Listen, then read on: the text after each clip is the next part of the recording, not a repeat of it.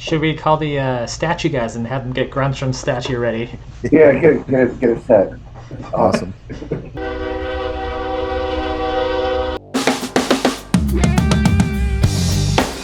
This is LA Kings Fan Talk with your boys, Rodney, Rob, Darren, and Joe. Let's get into this. Let's get physical.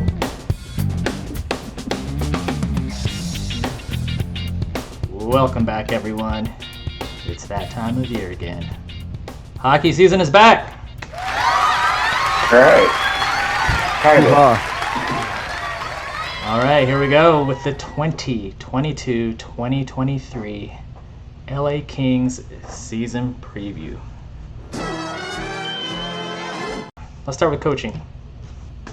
Rob, what do you see Coach Hiller bringing to the Kings this year? I want his job simply because... You're a coach?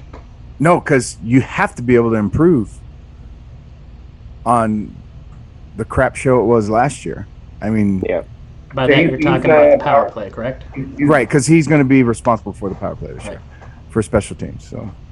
So, I mean, there's only one way to go, and that is up.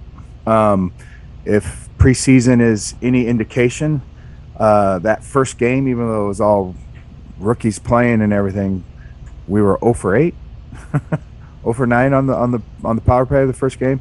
But we scored a couple tonight in tonight's game. I did hear them say in that first game they had only worked on it for one day. So let's see. I mean, if tonight was a good indication, I think, of the way things are going to go. It looked like they were set on, let's get Kempe's one-timer going. Let's get Kopi on the left side instead of the right side. And there's no Dustin Brown or Iafallo on the first unit.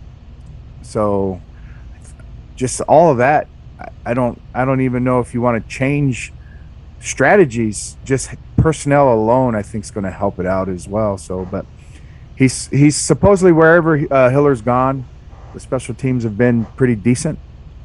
Hopefully that'll hold true for us this year.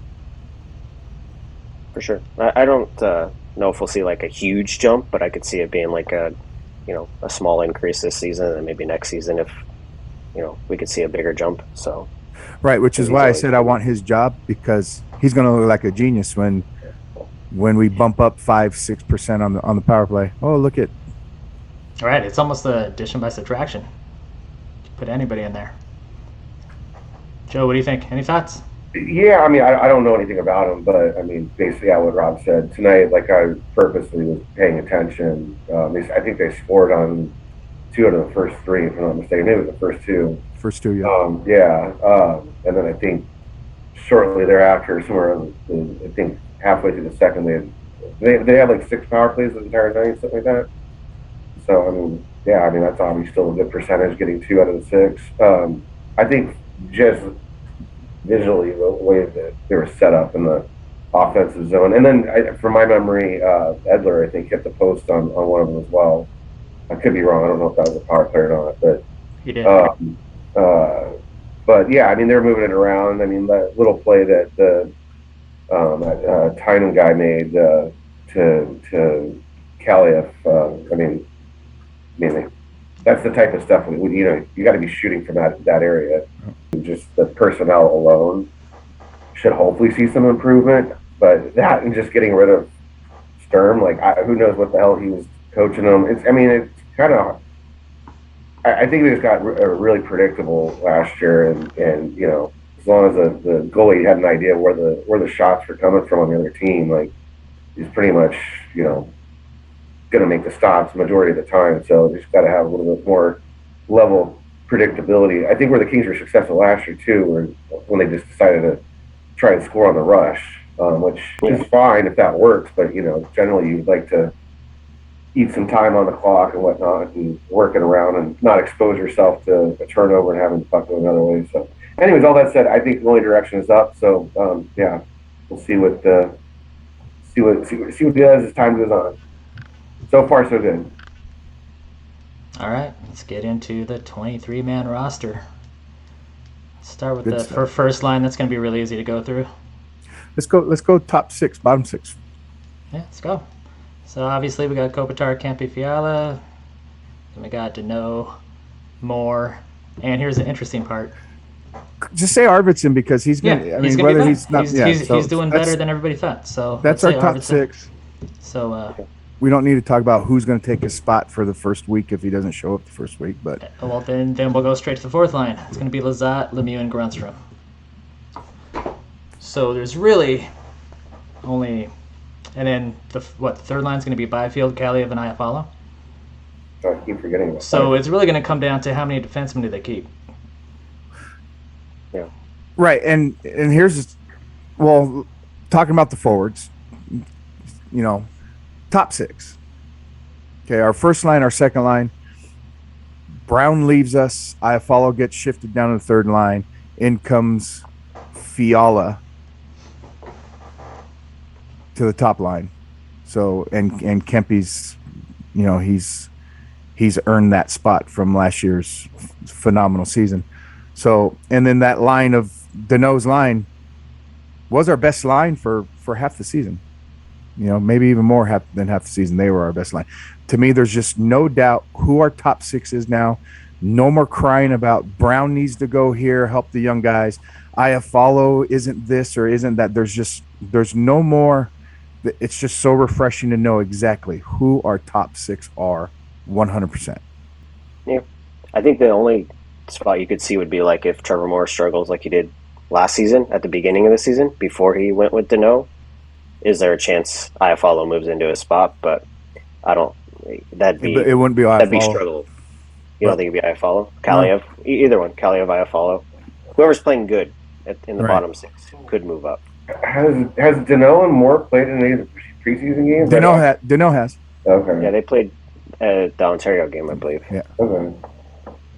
Well, I'd still like to see. I personally, I know we talked about this, Rob, on my birthday, but I don't know. I so far so good, I guess, with the top line, but I just think it's kind of awkward to have three lefties up there.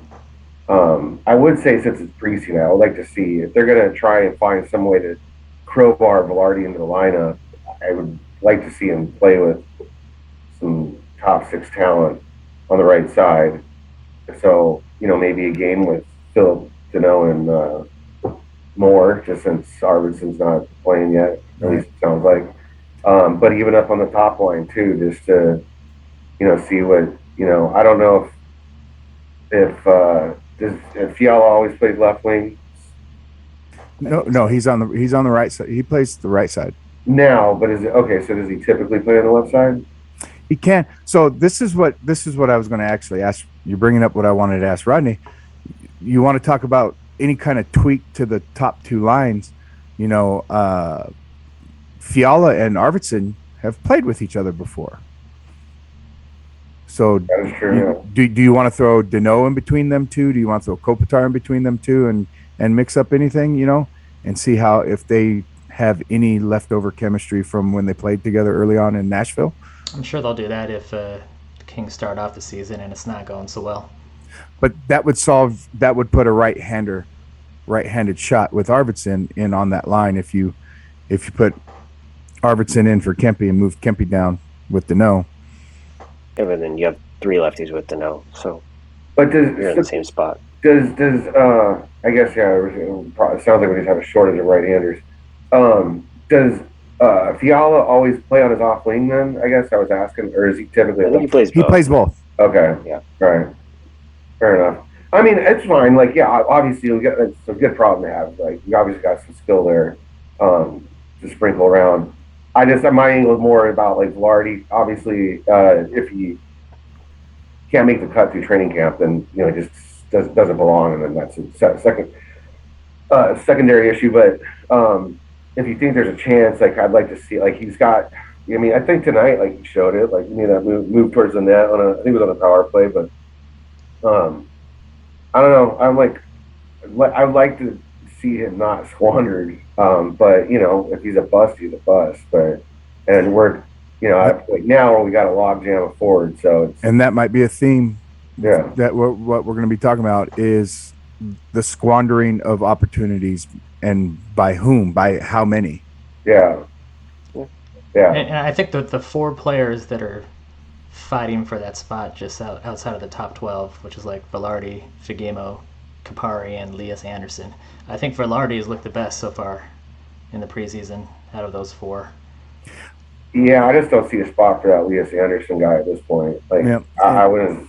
No, they'll put him through waivers and send him down to the AHL if he clears. So you want to talk about the bottom 6 now, is what you're saying? It just kind of went that way. It just kind of slid down the ice, and here we About all are. the forwards. Let's just talk about forwards. I mean, Right. at this point, we're basically just talking about our extra forwards, right? Right. Well, Yeah. you know, when on we're the going into lines. that third line, this is what I wanted to talk about. You know, as that's why I kind of want to separate it a little bit. Here comes the Was Byfield talk. I wanted to 3, talk about 2, that third 1. line. Quentin Bustfield. Quentin- You heard it here. Quentin Bustfield. Wow. Oh, there it is. Wow. What about him? Quentin, Iafallo, and Kaliev is kind of slated to be that third line. And you know, if you know anything, I am a Arthur Kaliev fan. I'm the biggest one out there, and I didn't like the way they looked when they played together. And then in tonight's game, you take out Quentin and you put in Tynan, and they're the best line on the ice. Yep. They were better than the Kopitar, Kempe, and Fiala line. They were phenomenal tonight. Almost like So- Kaliev and Tynan played together before somewhere. Iafallo even almost scored tonight. I mean, it was Yeah, a couple times. there. It's a really good third line. I'm hoping Quentin Byfield, the last 10 minutes of the last game he played, he showed a little flash of greatness. The speed, the skill, it was pretty awesome to watch. But why is that only happening on 2 rushes? Yeah, the rest of the preseason, he is not impressed at all. Right. I would love to talk about that too, Joe. Exactly. What are we doing? Because I hear people say he has nothing left to prove. He has to be on the big. What? Why not play in the American League? Why not sit there and get better and have success and grow and just Yeah, I mean, he clearly didn't look. He looks like he has an NHL skill set, obviously, but he just looked out of place all last season. Like, and I don't know, and maybe that's the direction we'll go. Now that I'm starting to think about it, I think maybe that might be the best. Yeah. I hope the Kings have the Unless balls to do that. I don't see him doing it, but I hope they do. Why not? I mean, does that never happen? Because he was picked so high. Don't I ask mean, me. I'm not Rob Blake, but I'm saying Okay, I don't that's think they'll fine. do it. Yeah. No, Rob I Blake's think great. it's fucking silly. Sorry, excuse me. I think that's silly. That's Joe, ridiculous because why is look, if he cannot play Velarde, one, he doesn't belong there in the first place, and two, Velarde's got seniority on him, and you gotta you're basically in a moment where you gotta make a decision with him. And if Velarde say somehow makes the team and starts out has a strong October or something like that, then you really gotta maybe tell Byfield to bite the bullet and hang out there until because inevitably somebody's going to get hurt. There's going to be an opportunity that comes up and whatnot, and then you go from there. I think that you should put Byfield in the minors, assuming Velarde outplays him in the training camp. So, and that's where we're at. We're at that third line going into that fourth line. I think Lizotte is the only one that's going to be an absolute down there, and we're going to try and surround Lizotte with a bunch of guys that are trying to make the team. Carl Grundstrom, Brendan Lemieux, Rasmus Kapari, Elias Anderson, Samuel Fagemo. It's going to be one of those things where who's going to, they're actually giving Anderson Dolan some looks right now. I think he might be packaged or he might be a waiver casualty here real soon too. But there's only 2-3 spots left, and that's a whole long list of guys. And there's going to be a lot of people that are going to be upset with who's going down, who's staying up. And one of those things that might help us is Quentin Byfield is waiver eligible. Yep. Unlike Elias Anderson and Jad. Is Velarde? No, Velarde, no, we'll lose him. Yeah. So that's what I'm saying. Like, that just comes down to, like, yeah. If unless Byfield completely outplays him, which sounds like it's not the case so far. I mean, I haven't seen a game with him in the yet. And I think we got like 3 or 4 more preseason games to go. So, yeah. I mean, there's absolutely no reason to lose Velarde simply to, not have egg on your face over draft position of a different player. I mean, Velarde was picked high too, right? I mean, yeah, that won't happen. He's gonna make the roster. I just don't know if he's gonna make the starting roster. Yeah. Well, I'll talk. To me, it's twofold. It's Velarde isn't playing center anymore. He's a winger. Don't count him as a center at all. So really, the people for that spot are Kupari and Jared Anderson Dolan. Right. And so, to me, I look at it as Kupari's probably going down because he's a borderline player and he's not waiver eligible. Like, he doesn't need to go through waiver, so he'd just be sent down. Right. So to me, he goes down, and then you have, what do you have? A week, 3 weeks, maybe till Arvidsson's back to figure out that last spot. Because realistically, you have 3 guys who are bubble players who we don't want to lose to waivers and would get picked up most likely. And that's Jared Anderson Dolan. That's Velarde and Anderson, right? And Anderson's probably the last of those 3. So if they lost him, it'd not be a big deal. So you have one of those guys takes Arvidsson's spot, and you have 2 bench forwards. And so I don't think they're going to send Byfield. Well, I think Anderson does go down. He cleared waivers last year. He'll clear waivers this year. I don't think. Yeah, that's what I mean. Like, he's a guy who I think the Kings value higher than some other teams probably. So he probably is not going to get picked up. But you don't think the Rangers? If they lost him, I don't think they're crying about it. I like Kupari's game. I think he's right there with Velarde as far as skill. Where Velarde has the hands, Kupari has the speed. Yeah. But the good thing is the Kings have till Arvidsson comes back to kind of figure it out. Like, if they don't want to keep someone up who's waiver exempt, like a Fagamo or Kupari, or so they have someone like Madden. They have until the last preseason game. Is that what you're saying? Word on the street is he'll be back most likely for the last preseason game. Arvidsson? Yep. He's progressing. I haven't seen that. I saw he was progressing, but it was still unclear what his time was. I probably shouldn't say most likely, but they said there's a chance he'll be back for the last preseason. I heard there's a chance that he'd be there for opening night. Yes. So if Arvidsson's right wing, second line on opening night, top line stays the same, who is penciled in for third line right wing? Velarde? Kaliev. Yeah. Will be on the right side. Okay. So you know what would fix a lot of this is if we did a package deal for a left-handed defenseman not to be named. We'll get that. Maybe an eye follow. Maybe okay. We'll probably mention that every single podcast we do. Yeah. But you don't want to start 5 right-handed defensemen? Let's just start a full team of defensemen. Okay, so let's move on to let's talk about defense while we're at it now. Okay, so it is going to tie in once we decide how many defensemen they're going to keep. So we could skip right over the top pairing because Doughty Anderson is our top pairing, without a doubt. Right, most likely Roy and Walker. Yeah, I think there's. Well, is it Roy? I think there's 4 locks for the roster. It's Doughty, Anderson, Roy, Edler. Those 4 are going to make the roster. Those are the 4 locks. And then, right. So you have 2 spots for Dursey, Clark, Walker. And I think Jersey is in that lock position once he's healthy. And Bjornfoot and Spence. Bjornfoot and Spence. Yep. You got 6 guys for 2 spots, possibly 3 spots. 3 spots. And you could almost call it a quarter spot because are they going to sit Edler a certain number of games? Possibly. I think he'll rotate for sure. So I think a lot of it depends on Brandt Clark. So let's talk about that. Yes. I'm trying to.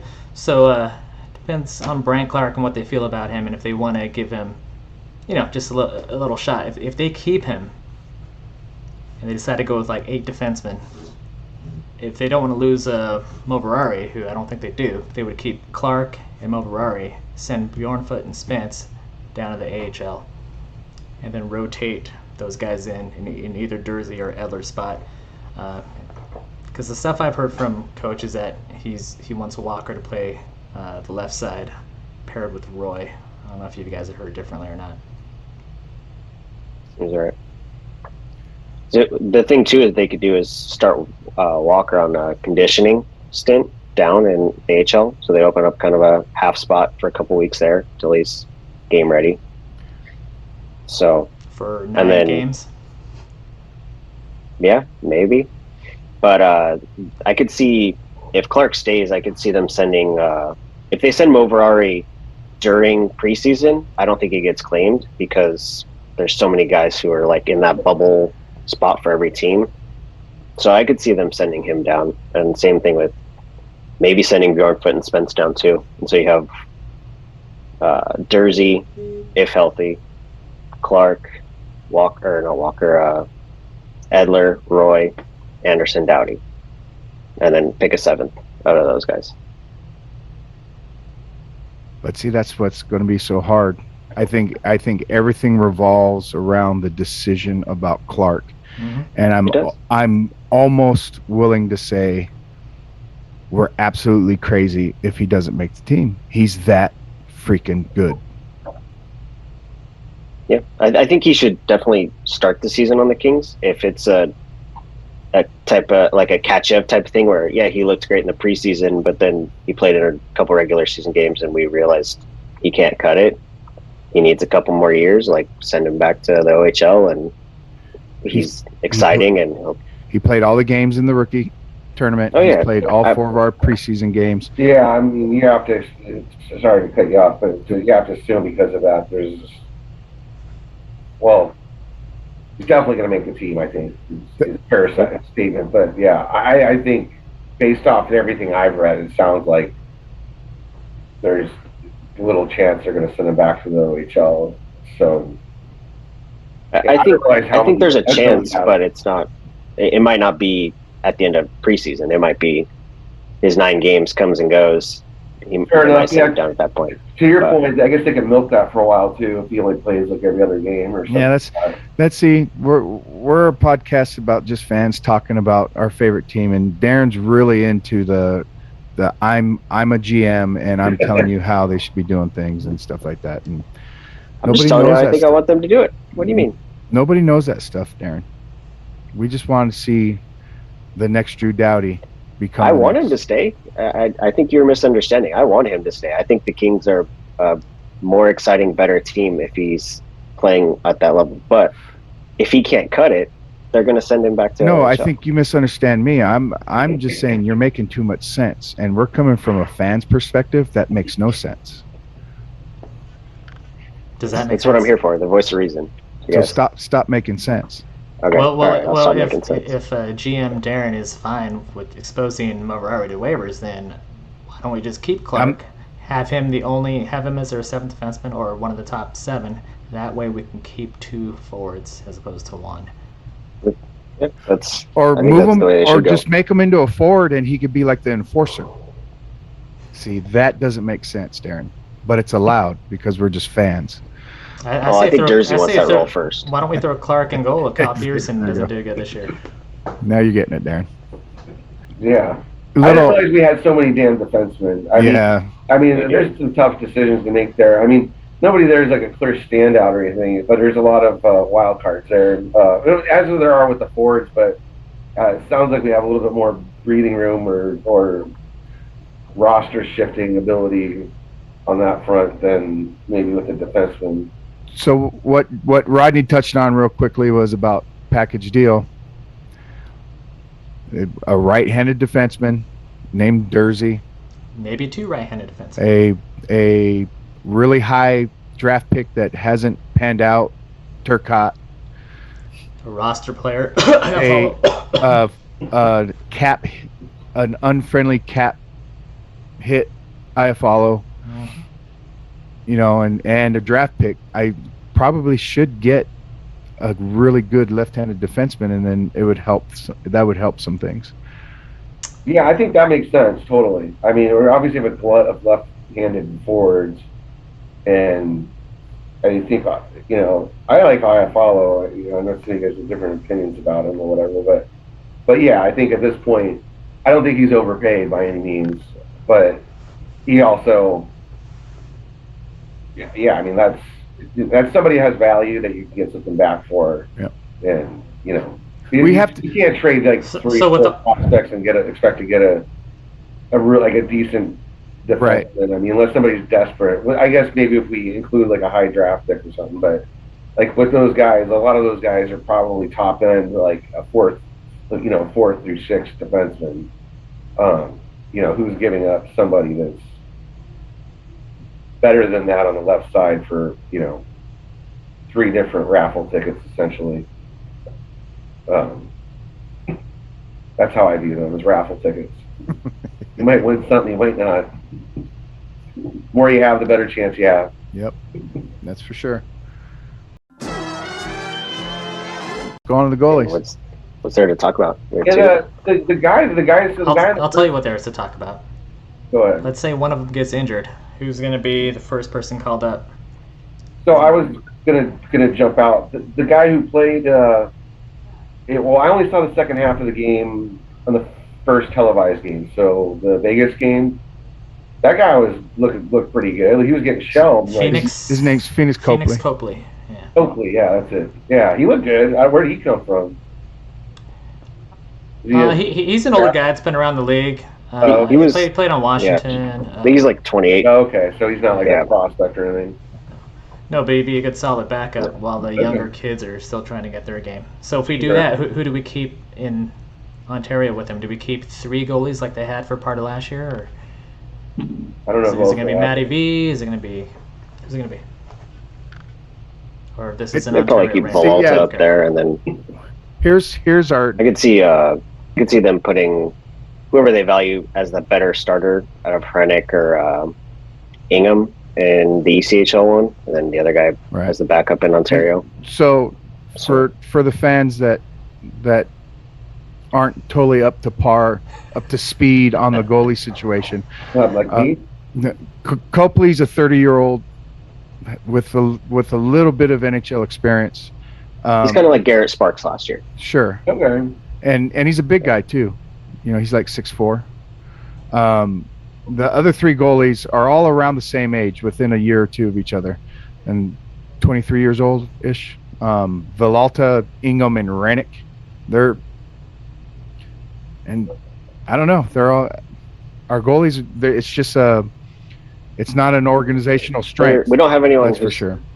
Yeah, there's no one that's top end. They're all going to be like at best backups. But see, unless someone makes a which brings jump. Me to what we were just talking about, package deal for a left-handed defenseman. If someone gets hurt, I think that's when we get on the phone and say, "Hey, do you want a right-handed defenseman for a goalie?" I can see it. Hey, do you want? I could see it if it's Peterson, because Quick is getting older, and while he is still great, I think what happened last season where he played, 45 games or something like that, I think that should be his ceiling for games played in the regular season. I think the goalie position in the NHL right now, there's some really good backups on teams that can come and be number ones for other teams. It's just a position. I think it's almost, you can just have a good year. I think of Halak.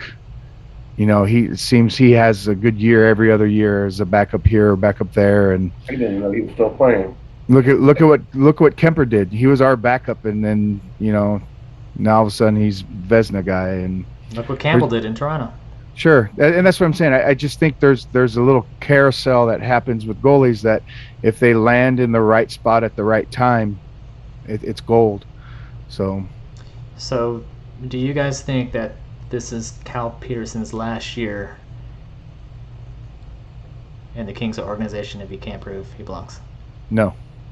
Because I don't think they could trade him if he doesn't do show well. that he's So, either he's really good and the Kings have a value contract, or he's not good and they're not doing anything with it. They're going to have to package No it one with will picks want like that $5 everyone else million did. contract if he's not good.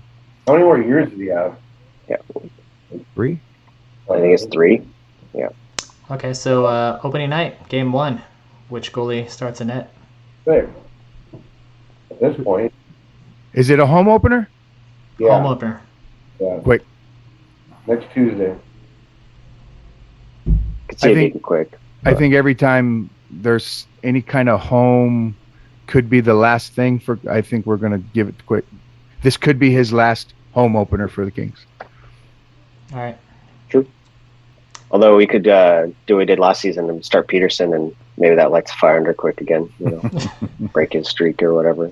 Yeah, I'd rather not lose the first 6 games of the season. Yeah, let's start off Yeah. on a good note. I think. Well, we won game 1 last Oh, that's year. right. We won game 1 because I was there. Kopitar had a hat trick, and then we lost 6 in a row, if I'm not mistaken. And then we won 6 in a row. Yeah. But yeah, either way. Yeah, I mean, Quick gets the start. I mean, he's played. The 2 games. I only saw him play tonight. He looked good tonight. Did he play the whole game? Yeah. Okay. Did. He did. Didn't look good in the first 40 seconds, but look good after that. Yeah, well, that wasn't his fault. The first goal was That was a broken play. a broken play. It wasn't even a defensive fault. Like, it was just shit happens. Like, The forward popped it up over the defense to well, I think self-injury. somebody poke checked it right when flew over the defense on the blue line. But anyway, I think Stefan Fiset might have saved that. I don't know. It was a pretty good play. It was a pretty good pass. Yeah, but whatever. Who cares?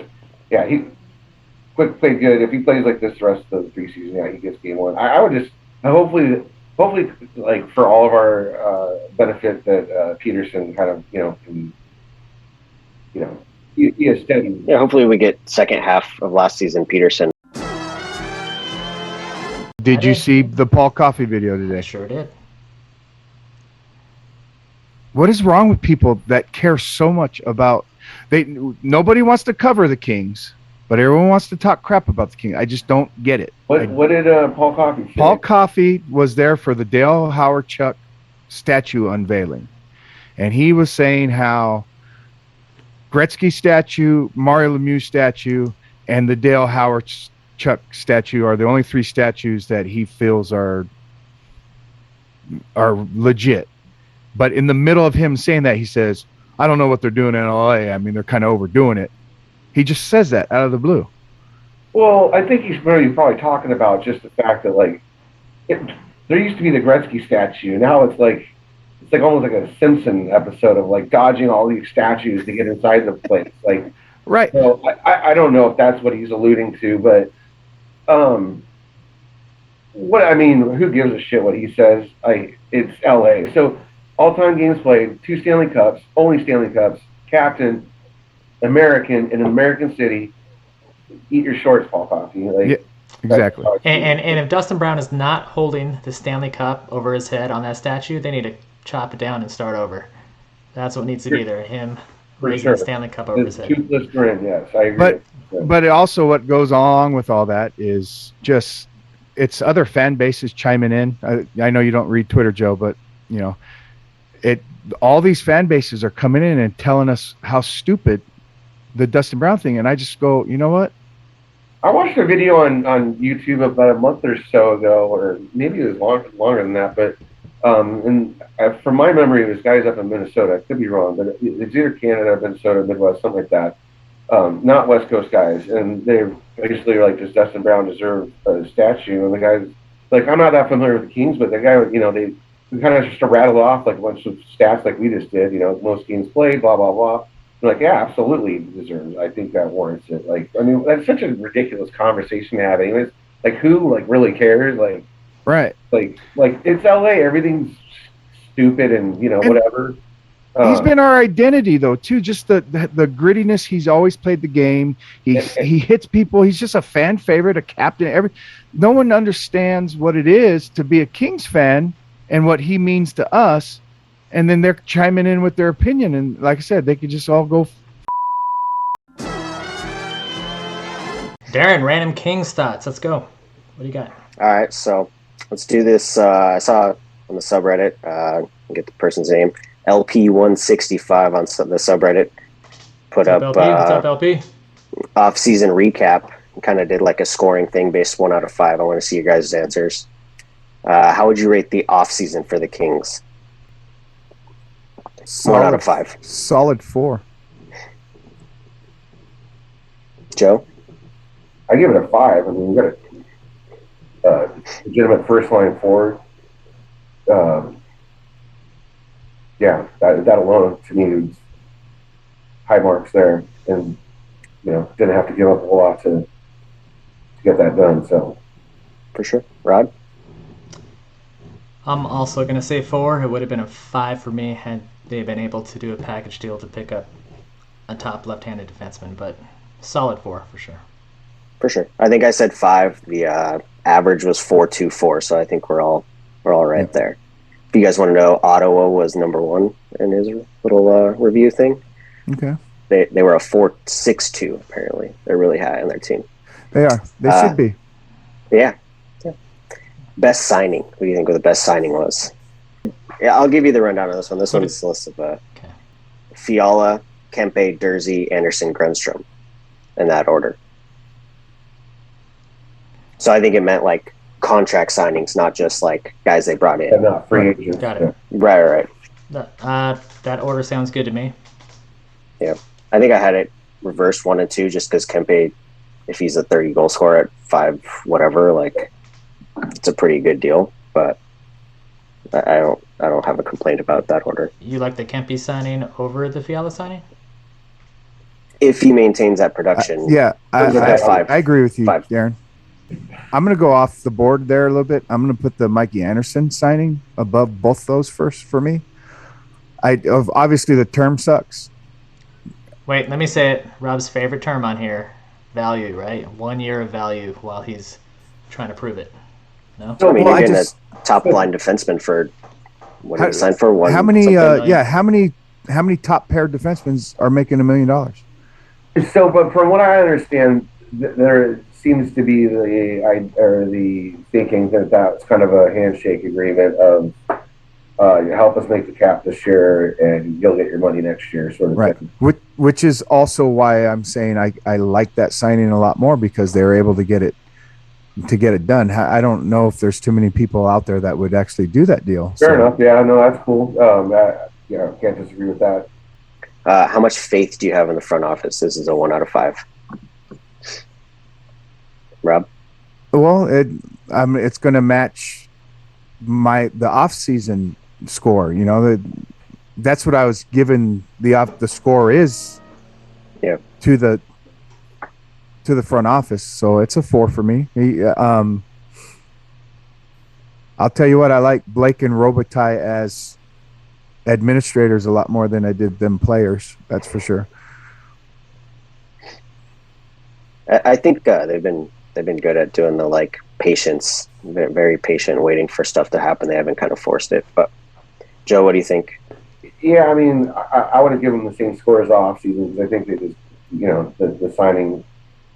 Sorry, the acquiring Fiala was obviously a huge deal, but if you're looking at it from the scope of as long as Blake's been around, he's definitely had some mess ups. So I would say, yeah, I mean, he hasn't done anything completely boneheaded yet, but we're having a conversation about not sending Byfield to the minors and assuming he's the one that's making that decision. I think that type of stuff is kind of foolish. So I mean, overall, yeah, give him a 4. So 4. 4.1. I'm going to give a rookie score. Rod? I'm going to go 3.5. Great job getting Fiala. Great job with the contracts. But maybe some some failed draft picks or draft picks that might not pan out that were super high, Yeah. where they could have got better players that are doing well in the NHL already. Some players, I don't know, they might not even make the NHL. Health issues. We'll see. So that's, I guess, remains to be seen, but it could go up. But right now, I'm going to say 3.5. For me, if I'm going to adjust, I might adjust down simply because there is no 5 for me until there's a Stanley Cup. Yep. That's to get a perfect 5 means you met the ultimate goal.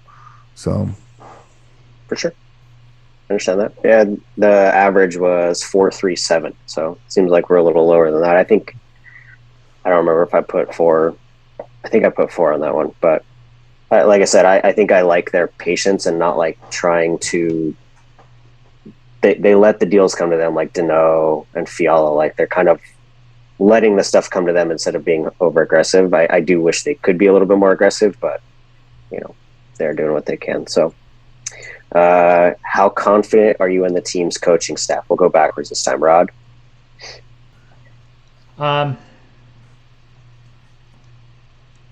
We'll see how the power play does this year.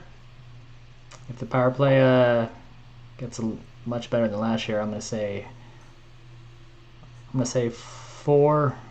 I'm gonna say 4 with possibility of being 4.5 unless they win the cup this year. They'll bump that up to 5. Joe. Yeah, I'd probably go lower than that. Probably in the high 3s, like 3.8. We've seen like a mixed bag from McLennan. Even though he's not running the power play, he's still the head coach. So to allow the train wreck that unfolded last season with no, he still has to have some accountability there. That said, he got him to the playoffs last year, and when they're playing well, like I do like the way they play. Like they're tough to play against and all that stuff. I mean, really, like it really comes down to them being like a legitimate playoff team and special teams. If that's cleaned up, like they're legit mid-tier playoff team. So, but like I said, you still have to factor in the few years where there's some head scratching decisions before that and lack of results. So. Rob? Well, I'm taking the question as how confident am I in the coaching staff as of right now? I'm 4.2, 4.3. I've said it before on the podcast too. Our issues have not been coaching issues, except for the power play. The special team stuff I get, but when we kind of went through that carousel for those few seasons, while we were floundering around after the Sutter days, I think it was a room thing. I don't think it was necessarily a coach thing, except for Willie. What's that? Willie. Yeah, Desjardins. Yeah, God, I thought maybe he was pretty bad, but the players they started. I thought they had a little too much power. And I think Todd's come in and said, "Hey, look, you guys are running out of excuses here. I'm a proven winner. I know what the hell I'm doing. Let's do this." I think he has the room. I like the system that they play. I can see what's happening on the ice is structured, Yep. and I like it. I like it. Yeah, for sure. I like the coaching staff. Yeah, I think I said 4 or 5. I don't remember, but I agree. I think we finally got him a second center, and look what he did with it. Like he got us 99 points in a playoff spot. Like we had kind of a lack of talent before, and I don't know. I think pretty confident that if the players play his system and we have enough talent, we can get to the playoffs. Like especially with the number of injuries we had last season, like that's a lot of that was structure, I think. Right. So, Rod, do you think the Kings make the playoffs this year? Yes. Joe? Yeah, I think you have to expect them to. The roster's improved, and they made it last year. So, Rob? Yes. I think I said yes too. It's 98% expect the Kings to play the playoffs this year. So, how far will they go in the playoffs? Joe. I want to say they'll win around this year, but I mean, obviously, there's so many different factors, like where they end up in the standings and all that stuff. But I think they definitely have it in it to win around. I would be shocked if they got past the second round. Maybe not shocked. Maybe not good, but I would be.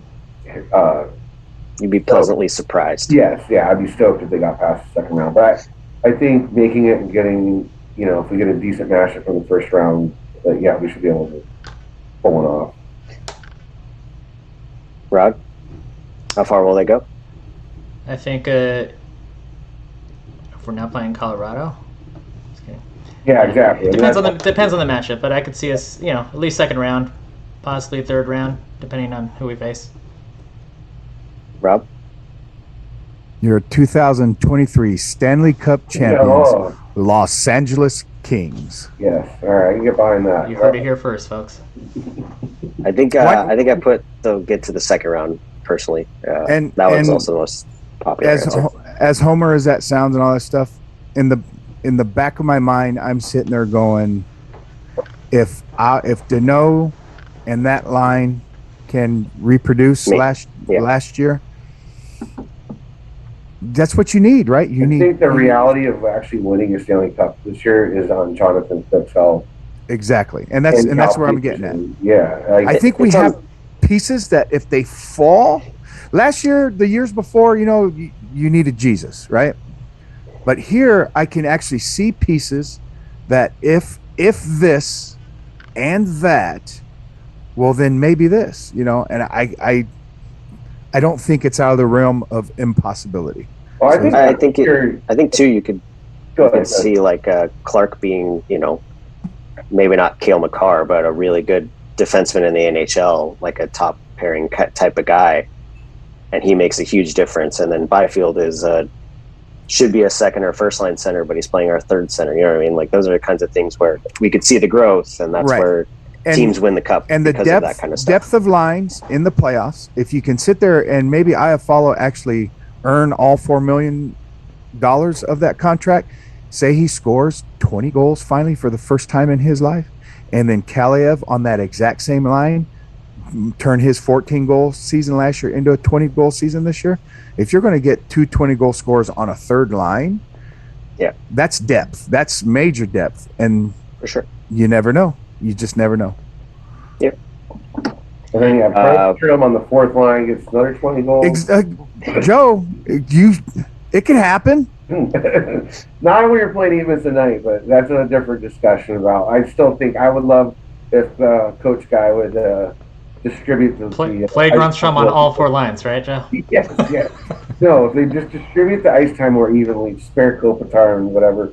But no, just go back to what we were talking about before the playoffs thing. I mean, you look at last year with had they been able to score a goal or two in the 7th game, they got past Edmonton, and you saw what a shit show the second round was between Edmonton and Calgary. Kings seriously had a chance of making it to the conference final last year. I mean, I think we could have potentially taken out Calgary just based off how they played against Edmonton. Now, maybe you can say they played it was just a wild series because of the teams, the players, rivalry, and all that stuff.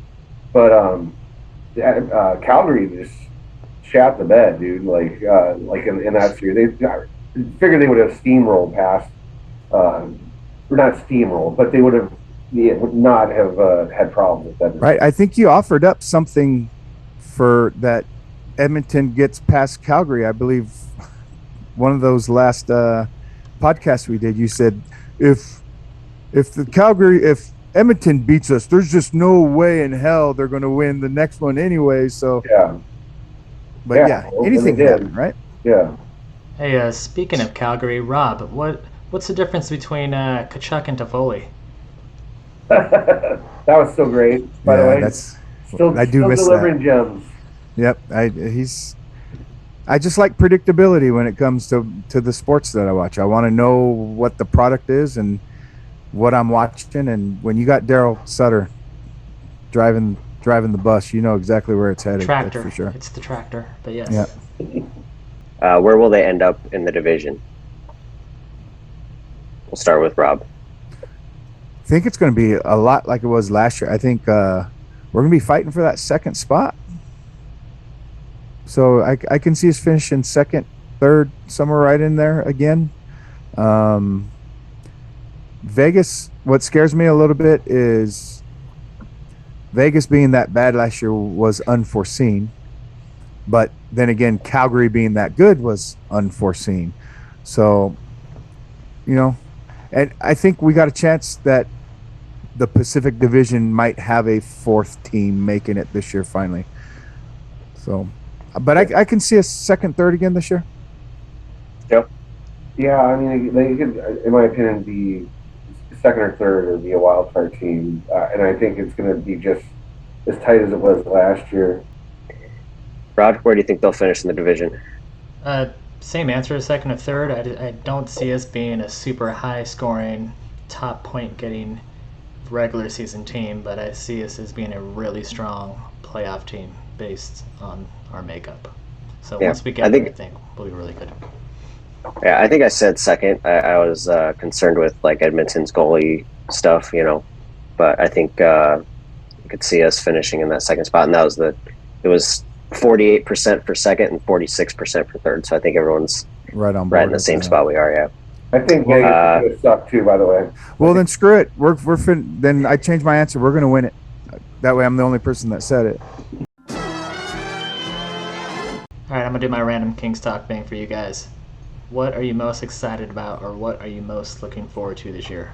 Darren, start. I'm looking at where the kids go. What Byfield, Clark, if he plays, Dursey, maybe Spence.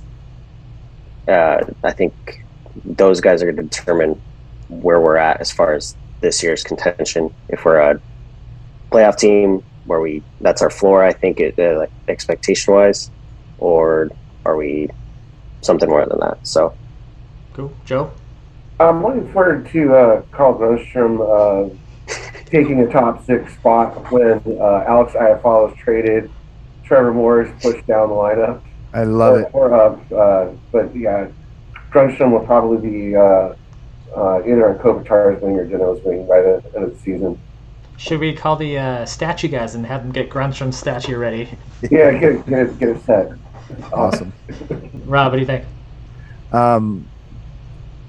I'm most excited about Andrei Kopitar centering two 30-goal scorers for the first time in his career. And just as excited to see if Kaliev can score 20 goals in his sophomore season. Yep. Rob's mad at me for not putting Kaliev's name in the kids' pool. It's okay. He's probably mad at Joe for not mentioning Kaliev statue alongside Grundstrom. But I'm gonna say it's Kaliev holding up Grundstrom like dirty dancing style. Of course. I think it'd be the other way around. Grundstrom's a bit bigger than him, but I'm gonna say I'm most looking forward to the third line, trying to find the right makeup of people, because I feel like we have a solid first line, second line, and fourth line. It's that third line that we have to get down. So I'm most excited to see if we can make that happen. We shall see. All right, Kings fans, that's our show for today. Don't forget to like, subscribe, cross-check that notification bell. Until next time, stay classy. Go Kings, go! yeah. Okay. Screw all you Kings haters.